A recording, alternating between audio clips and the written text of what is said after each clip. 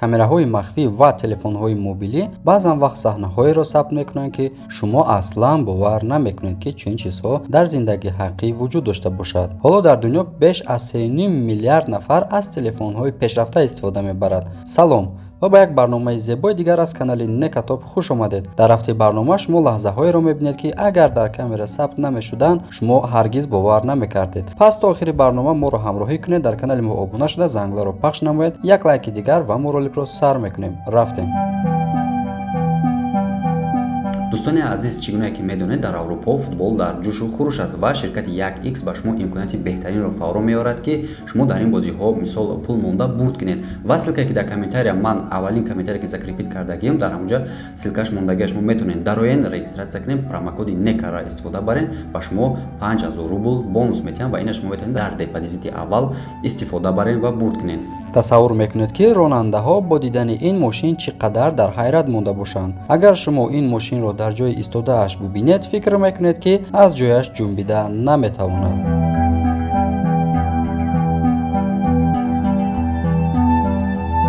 дар ин ҷо бошад, ронанда мехоҳад мошинашро ба пеш биёрад, вале мошинаш яку якбора ду ним мешавад. аҷибтараш ин аст, ки ӯ ба ҷое ки аз мошин баромада бинад ки чӣ гап шуда истодааст, боз ҳам ба пеш ҳаракат карда ба мошини канори роҳ бармехӯрад.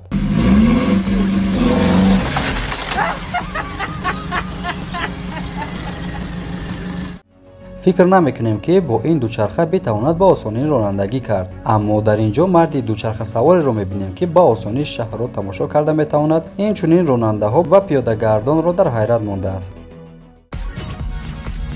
Itamaracá voltando para Recife. Olha o que o cara fez, velho. Engenharia. Brasileiro tem que ser estudado, velho. коргарони имрӯза ҳарчанд ки аз техникаву технологияи муосир истифода мебаранд, аммо боз ҳам ҳангоми рух додани ягон иттифоқ ё ҳодиса бояд зуд аз худашон аксуламал нишон диҳанд. ин корманд ба таври ҳайратангезе амал мекунад ва намемонад, ки он ҷисм ба замин бархӯрда осеб бинад.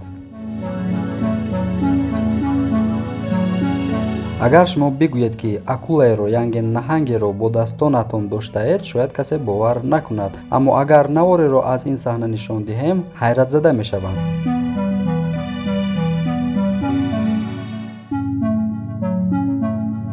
ин мард ба лифт савор шуд ва мардони мусаллаҳ яку якбора расида омаданд ва ӯро муосира карданд. ин мард намедонист, ки чӣ гап шудааст. ҳатман касе бо ӯ шӯхӣ кардааст, то дар камераи махфӣ сабт шавад.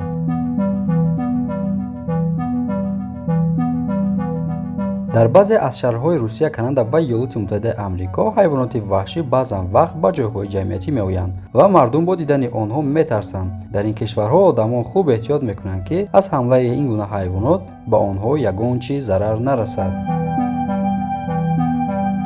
навори мазкур, ки аз падари як хонавода сабт шудааст, таваҷҷӯҳи бисёриҳоро ба худ ҷалб кардааст. марде, ки бо иловаи бори зиёд кӯдакашро ҳам ба дӯшаш бор кардааст. ин охирин кори ӯ нест, балки мард кӯдаки дигарашро ҳам ба дасташ гирифт ва ба тарафи хона ҳаракат кард. дар ҳақиқат ин гуна падарон вазниниҳои зиндагиро ҳамеша ба дӯши худ мегиранд.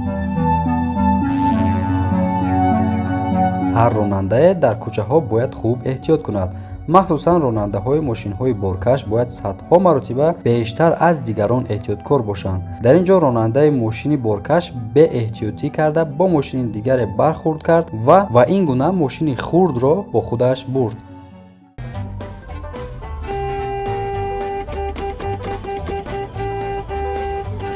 ронандаи ин мошини боркаш бояд дарсе аз ронандагии навбатӣ бигирад. агар ҳамаи ронандагон ин гуна ҳаракатҳои худро идора карда тавонанд, пас садамаҳои нақлиётӣ дар дунё хеле кам рух медиҳад.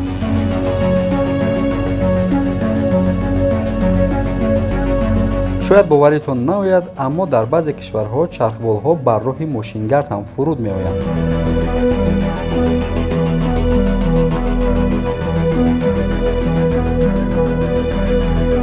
дар саҳнаи навбатӣ бахт ба рӯи ронанда хандид. ӯ дар муддати чанд сония тавонист аз хатари бузурге худро раҳо кунад.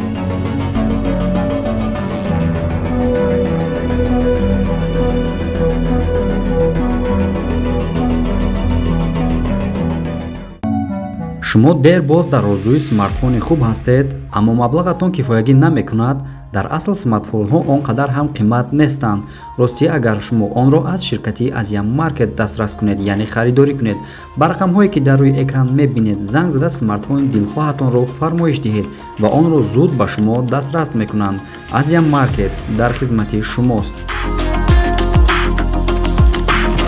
ин зани шояд шумо фикр кунед ки ситораҳои машҳури дунё ҳеҷ гоҳ ба метро савор намешаванд, аммо ин духтар хеле фарқ дорад, вале намедонанд ки орзуҳояшро чӣ гуна амалӣ созанд. Билохира ӯ ба тарафи метро рафта ба рақс шурӯъ кард.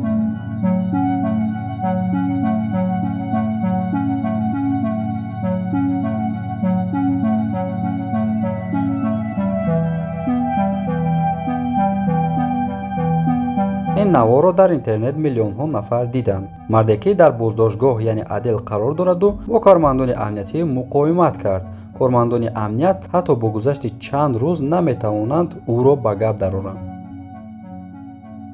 ин об танҳо чанд сония баъд аз баромадан ба ях табдил меёбад. агар сабаби он ҳарорати пасти ҳаво бошад, пас чаро об ҳангоми баромаданаш ба ях табдил намеёбад? фикрҳоятонро дар комментария мо интизорем ва наворро идома медиҳем.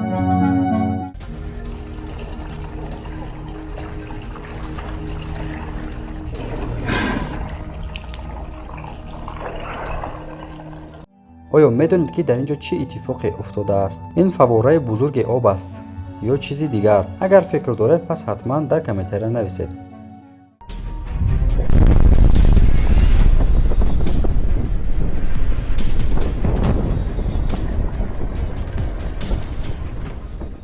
дар ин ҷо бошад шиноварон чизи шигифтангезеро дар камераи худ сабт карданд. ҷисмест ки ба тӯдаи шулукҳо монандӣ доранд, аммо чанд маротиба бузургтар аз онҳо аст.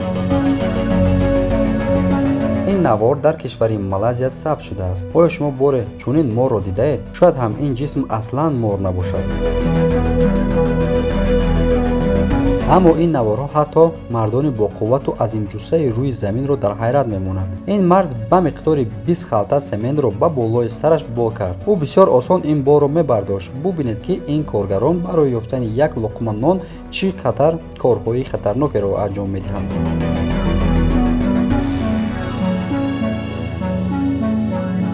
маҳорати ин ҷавони африқоӣ ҳатман шуморо дар ҳайрат мемонад.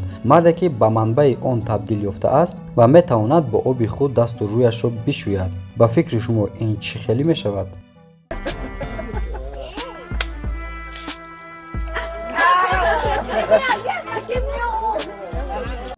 дар кишварҳои арабӣ рондани мошин бо ду чарх ба як машғулияти пуртарафдор табдил ёфтааст. ин саворон ҳангоми ронандагӣ мошинро бо ду чарх меронанд. ҳатто барои ҳаракат ду чархи дигари мошинро ҷудо карда мегиранд. албатта шумо пеш аз тайёрии ҷиддӣ ҳаргиз кӯшиш накунед ки ин корро анҷом диҳед, зеро ин кор хеле хатарнок аст.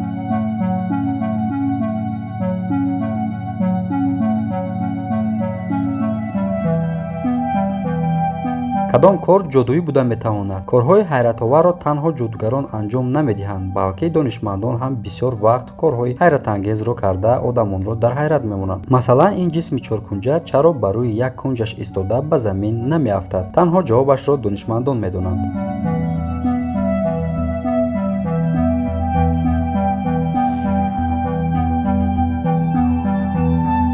дар ҳамин ҷо тамошобинони гиромӣ, навори имрӯзаи мо ба охир расид. дар канали мо обуна шуда зангиларо пахш намоед. як лайки дигар то видеои оянда. дар паноҳи худо бошед. хайр.